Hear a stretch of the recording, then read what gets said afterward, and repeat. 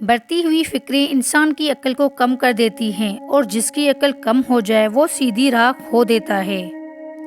دکھ اور سکھ دونوں وقتی ہیں۔ جو شخص دکھ میں حد سے زیادہ غمگین ہو جائے وہ سکون کے قابل نہیں رہتا۔ اگر تو چاہتا ہے کہ تیری پریشانیاں کم ہوں تو لوگوں سے توقعات رکھنا چھوڑ دے۔ لوگوں کو راضی کرنا ایک ناممکن کام ہے، اسی لیے اپنی ساری توجہ صرف اللہ کو راضی کرنے پر رکھیں۔ جو تیرے ہاتھ سے نکل گیا اس پر غم نہ کر، کیونکہ وہ کبھی تیرا تھا ہی نہیں۔ تیرا غم اس چیز کے لیے نہیں ہونا چاہیے جو تیرے پاس نہیں ہے، بلکہ اس چیز پر ہونا چاہیے کہ تیرا رب تجھ سے راضی ہے یا نہیں۔ جو شخص اللہ کے فیصلوں پر راضی رہتا ہے اللہ اسے وہ سکون عطا کرتا ہے جو دنیا کی کسی دولت میں نہیں ہوتا۔